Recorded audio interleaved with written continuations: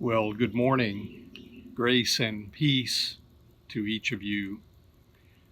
I hope this finds you safe, healthy, and well. This morning, we share the gift of a lovely poem from Mary Oliver entitled Praying. It doesn't have to be the blue iris. It could be weeds in a vacant lot or a few small stones. Just pay attention. Then patch a few words together, and don't try to make them elaborate. This isn't a contest, but the doorway into thanks and a silence in which another voice may speak.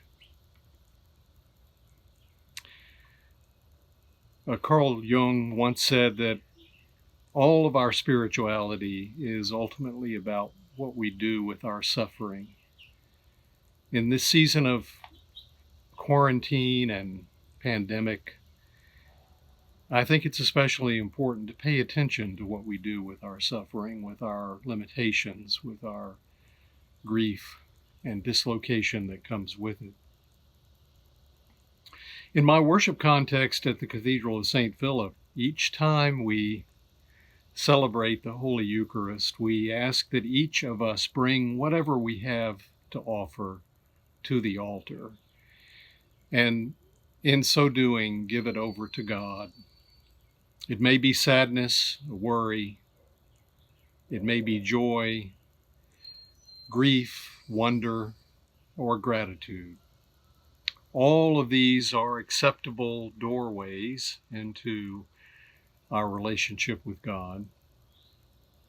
I think our spiritual lives can find expression through art, poetry, lectio divina, moments of silence, nature,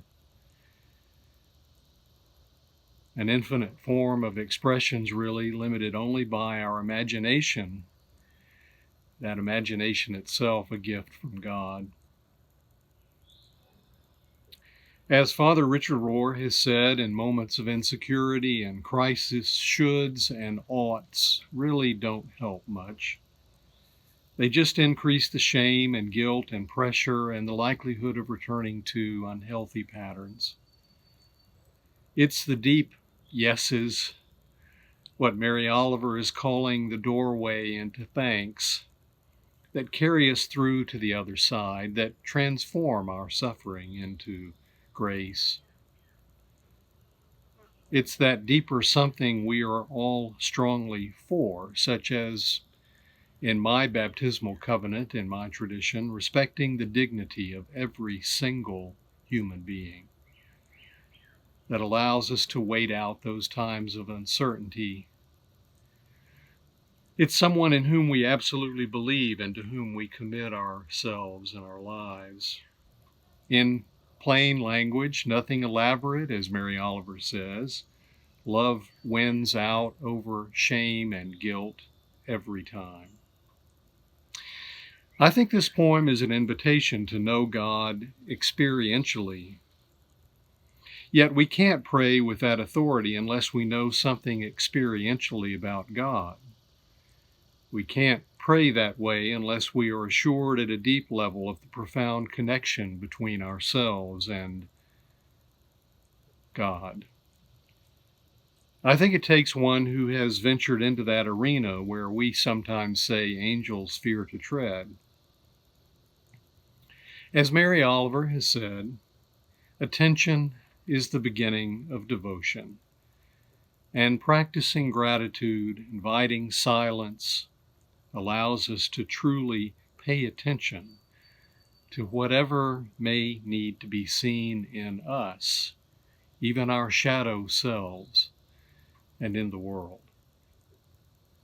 And if we're willing to enter this liminal space, we invite transformation, where, as our reading from Proverbs for this morning says, "For wisdom will come into your heart, and knowledge will be pleasant to your soul."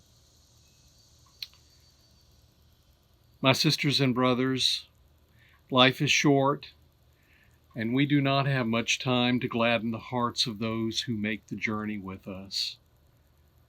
So be swift to love, make haste to be kind, and may the blessing of the God who made us, who loves us, who travels with us, be with you now and always.